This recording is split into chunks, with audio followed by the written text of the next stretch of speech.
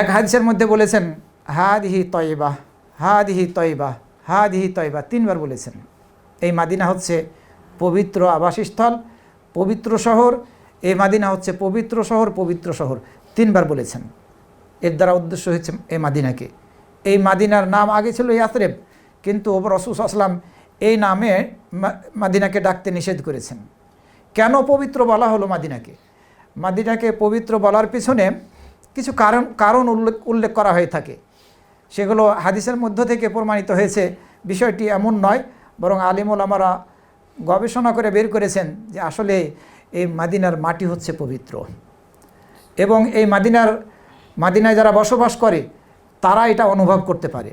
মাদিনার মাটির মধ্যে একটি সুগন্ধি আছে, গন্ধ পাওয়া যায়, যেটি হয়তো বা মদিনায় বসবাসকারী যারা তারাই অনুভব করে থাকে। এই ধরনের ব্যাখ্যা অনেকেই করেছেন। আর এ কারণেই রাসূল সাল্লাল্লাহু আলাইহি ওয়াসাল্লাম আখ্যা দিয়েছেন মাদিনাকে তয়বা, পবিত্র নগরী। আবার আল্লাহ রাব্বুল আলামিন নামকরণ করেছেন তওবা, যেটার অর্থ পবিত্র, পবিত্র নগরী। আল্লাহ রাব্বুল পক্ষ থেকে এই নামকরণ করা হয়েছে। আমি শুরুতেই বলেছি, ঈমান যখন কোথাও না থাকবে তখন ঈমানটা এই মাদিনাবাসীর মাঝে থাকবে। ঈমান আনার জন্যে পূর্বশর্ত হচ্ছে এলেম থাকতে হবে। যে জ্ঞান অর্জন করবে সেই ঈমান আনবে। আমরা যদি সূরা আল আসরের দিকে একটু লক্ষ্য করি তাহলে এই শিক্ষাটা আমরা নিতে পারবো। সময়ের কসম করে আল্লাহ রাব্বুল আলামিন বললেন, নিশ্চয় মানুষ ক্ষতিগ্রস্তদের অন্তর্ভুক্ত। ইল্লাল্লাযিনা আমানু ওয়া আমিলুস সলিহাত, তবে তারা ছাড়া যারা ঈমান এনেছে। তো ঈমান আনবে কে? যে জ্ঞান অর্জন করেছে, যে জ্ঞান অর্জন করতে সক্ষম হয়েছে আল্লাহ সম্পর্কে, নবী সম্পর্কে, এই ইসলাম ধর্ম সম্পর্কে, সেই ঈমান আনবে।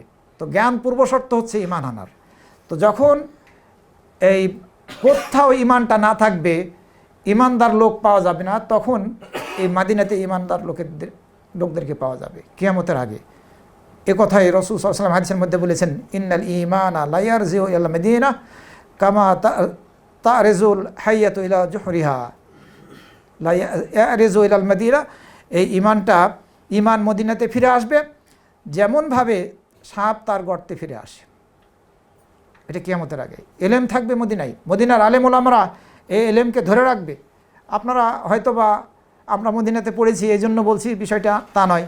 সারা বিশ্বে মদিনা ইসলামিক ইউনিভার্সিটি থেকে এবং সৌদি আরবের বিভিন্ন বিশ্ববিদ্যালয় থেকে যারা লেখাপড়া করে দেশে ফিরে গিয়ে দাওয়াতি কাজ করছে, এখন যেসব কিছু লোকেরা জানতে পারছে, যেসব বিষয় জানতে পারছে, আগে কিন্তু জানতো না। আমি যদি আপনাদেরকে উদাহরণ দেই, আমি আমার আব্বার কথা বলি। উনি একজন আলেম মানুষ ছিলেন রাহিমাহুল্লাহ। তো উনি আমাকে জিনে ধরেছিল ছোটোকালের, যখন 9-10 বছর বয়স আমার, বা 11 বছর বয়স। তো উনি এক কবিরাজের কাছে নিয়ে গেলেন। সেখানে নিয়ে গিয়ে উনি আবার তাবিজ দিলেন, একটা তাবিজ দিলেন। আব্বা আলেম মানুষ হওয়া সত্ত্বেও এই জিনিসটার অনুভূতি তখন ছিল না যে এটা শিরক, এটা ব্যবহার করা যাবে না। কিন্তু উনি তাবিজ দিলেন, তাবিজটা আমি পড়লাম। আর ওই কবিরাজে বললেন যে 21 বার করে ঘুমানোর আগে আয়াতুল কুরসি পড়বা। তো ওই আমল করতাম। একদিন হাডুডু খেলতে খেলতে ওই তাবিজ কোথায় ছিঁড়ে পড়ে গেছে আর খবরই রাখি না, মাঠে হাডুডু খেলতে গিয়ে ওই অবস্থায়। তো যাই হোক আর কি, এর পরবর্তীতে দেখলাম আমার আব্বা অন্যদের তাবিজ খুলে নিয়ে আসেন, খুতবা দিতে যান, বিভিন্ন জায়গায় আলোচনা করতে যান, যাদের সাথে তাবিজ আছে সেগুলো খুলে নিয়ে আসতেন। তো এই জ্ঞানের কারণে যখন মদিনা থেকে লেখাপড়া করে আসলো আলেম ওলামারা, তখন তারা এই শিরকের বিষয়গুলো, বিদআতের বিষয়গুলো গুরুত্ব দিয়ে আলোচনা করা শুরু করলেন। যে হাদিসগুলোর ব্যাপারে আমাদের হয়তো বা জ্ঞান ছিল না, আমাদের এই ভারতবর্ষের আলেম ওলামাদের, তারা এই বিষয়ের জ্ঞানগুলো লাভ করতে সক্ষম হলো। কিসের বরকতে? মদিনার আলেম ওলামাদের বরকতে। কিন্তু এখনও আমাদের সমাজের মধ্যে কুসংস্কার রয়ে গিয়েছে। আমার একটা বালিকা মাদ্রাসা আছে, সেখানে আজকে আমরা ছুটি দিই নাই, খোলা ছিল। কিন্তু আমি সকাল 9টার দিকে বাসা থেকে বের হয়ে দেখলাম নারায়ণগঞ্জে যে সব দোকানপাট বন্ধ, সব দোকানপাট বন্ধ। খুব কম, মানে 100টার মধ্যে একটা দোকান হয়তো বা খোলা আছে, আর ফুটপাতের 2-1টা দোকান লক্ষ্য করা যাচ্ছে। তো অবস্থাটা হচ্ছে এই। অথচ এই বিগত রাতের যেসব ইবাদতগুলো আছে, 100 রাকাত, 12 রাকাত, 14 রাকাত, এগুলো ভিত্তিহীন বানোয়াট হাদিস, সবগুলো জাল হাদিস। কিন্তু আমরা চিন্তা করে দেখি না। ওই গতানুগতিকভাবে আমাদের ফিকহের বইগুলোর মধ্যে দেওয়া হয়েছে আগে, এখন ওইটা কি আমরা বিশ্বাস করে আছি, গবেষণা করি না। এভাবে আমাদের সমাজের মধ্যে আগে থেকে চলে আসা বেদাতি কর্মকাণ্ডগুলো পালন করা হচ্ছে। আবার এই যে 15 শাবানের দিনের বেলা, আজকে 15 শাবান না, আজকে অনেকে হয়তো বা রোজা আছেন, অথচ এটি জাল হাদিস, বানোয়াট হাদিস।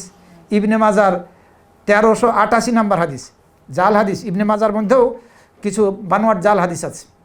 এই হাদিসের মধ্যে সানাদের মধ্যে একজন রাবি আছেন, তার নাম হচ্ছে আচ্ছা ইবনু আবি সাবরা, তার কুনিয়াত ইবনু আবি সাবরা, আবু বকর ইবনে আবদুল্লাহ ইবনে মুহাম্মদ, এই নামে যার পরিচিতি হচ্ছে ইনি হাদিস জাল করতেন। ইমাম আহমদ ইবনে হাম্বল বলছেন এবং ইয়াহইয়া ইবনে মাইন উভয়ে বলছেন যে এই ব্যক্তি হাদিস জাল করত। এই জালকারী হাদিস অনুযায়ী সমাজের মধ্যে এই আমল চালু আছে যে মধ্যরাতে, শাবান মাসের মধ্যরাতে কিয়ামুল লাইল করতে হবে আর দিনের বেলা সিয়াম পালন করতে হবে। রাসূল সাল্লাল্লাহু আলাইহি ওয়াসাল্লাম এই মাসে সবচেয়ে বেশি সিয়াম পালন করেছেন, আপনারা সিয়াম পালন করবেন, কোনো বাধা নেই। আর এই সিয়াম পালন করতে করতে দেখা গেল যে এই দিনটাও আপনার ওই সিয়াম পালন করার মধ্যে পড়ে গেল, সমস্যা নেই। কিন্তু খাস করে এই দিনে আপনি সিয়াম পালন করতে পারবেন না। আপনি অন্য রাতে তাহাজ্জুদের সালাত আদায় করে অভ্যস্ত, এ রাতেও আপনি তাহাজ্জুদের সালাত আদায় করবেন, কোনো বাধা নেই। কিন্তু খাস করে আপনি এ রাতে বিশেষ সালাত আদায় করবেন, কিয়ামুল লাইল করবেন, এগুলো বানোয়াট হাদিস, একটিও সহি না, দুর্বল না, খুবই দুর্বল না, বরং সরাসরি বানোয়াট। সম্মানিত উপস্থিতি, তো এই মদিনার এলেম এখন সারা বিশ্বে ছড়িয়ে পড়েছে। আর সারা বিশ্বের কোথাও যখন ঈমান থাকবে না, এই ইসলামের জ্ঞান থাকবে না, তখন মদিনাতেই এই ঈমানটা ফিরে যাবে। মদিনাবাসী আলেম ওলামারা এই ঈমানকে ধরে রাখবে।